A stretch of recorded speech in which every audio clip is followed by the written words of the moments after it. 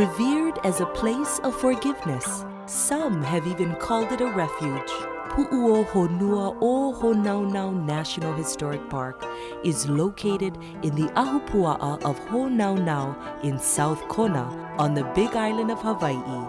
It began centuries ago when a ruling chief declared the area a sanctuary, protected by the gods. Here, those who broke kapu could find safety if they could reach the enclosure before being caught. Would there be a place like this on every island, or only on the Big Island of Hawaii would we see a place like this? You know, on every major district, there was a puuhonua set aside. A place you could go to for refuge. Correct. There were 6 major districts in the past, 6 major ahupua'as in the Hawaiian Islands. Even down in Waipio Valley. Oh, yes, was one for the Hamakua area. There were supposedly over 30 puuhonuas throughout the Hawaiian Islands. So every major district of each island had a place set aside like this. So in other words, if you booked a lot on Maui, you didn't have to swim all the way across. Sure, it's a long swim. Sure. You went to the closest one. So everybody definitely knew where a place like this would be. Correct. If you were to make a mistake. That's right. To break a kapu meant death. To make it here meant life. To break a kapu, the punishment was death, right? If you could make it here safely, you were forgiven of your wrongdoing and given a second chance to life. Now the trick was to get here. It wasn't a walk in the park. You gotta swim to get to this area first of all.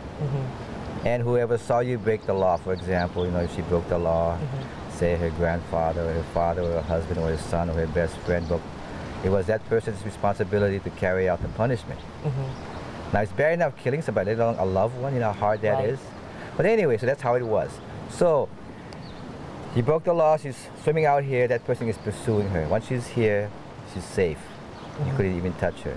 She meets a priest, and he forgives whatever wrongdoing you had done. Say to the most, maybe 2 days. And then you swam back out a free person. In the Old Testament, there was a same mention of the city of refuge.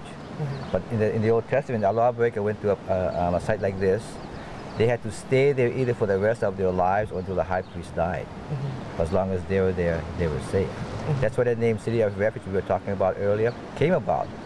Missionary guy comes out here, sees the area, and he asks the native guys, hey, what is this place? And he told them, this is the puuhonua Honaunau. Well, for some other reason, he couldn't say that, so he started calling it City of Refuge because it reminded him of the cities of refuge as he mentioned in the Old Testament in the Bible. But the name stayed for a long time. When you're here, you can't help but notice the impressive haliokeave and the striking carvings called ki'i that surround it.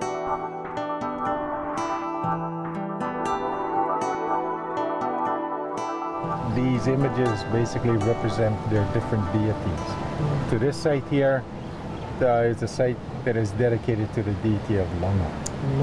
Lono would be the god of agriculture, the god of peace, tranquility. Some would say the god of rebirth.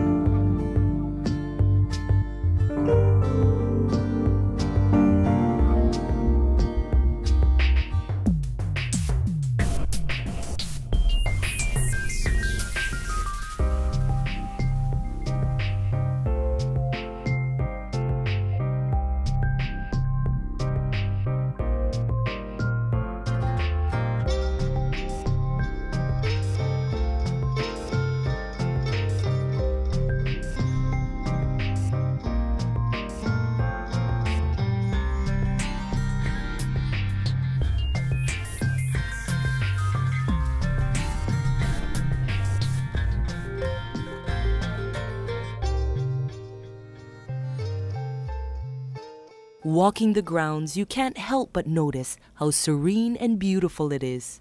Haliokeave was a mausoleum that held the bones of the deceased. Would that be the royalty? This would be the royalty, the elite. Starting off from, well, let's say starting off on the chief Keawe. Keawe was reigning the district of Kona in the 1500s.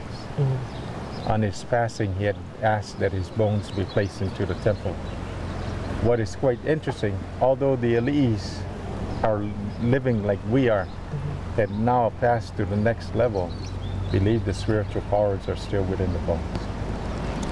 So and Hawaiian word is mana. mana. Now, the word of mana is something that we today, to some, is not easy to explain.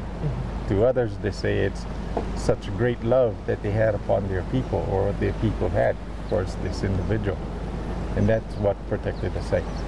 The wall basically separated the grounds of the royalty, which is we're on this piece of property, to the opposite side being the sanctuary where the people went to ask for forgiveness.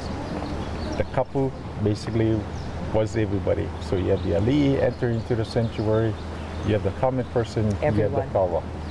They all entered into the opposite side of the wall for safety to ask So for the place of forgiveness. refuge is definitely a very important place for everyone, ali'i, to comment on.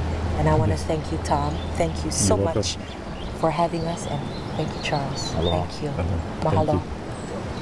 Mahalo.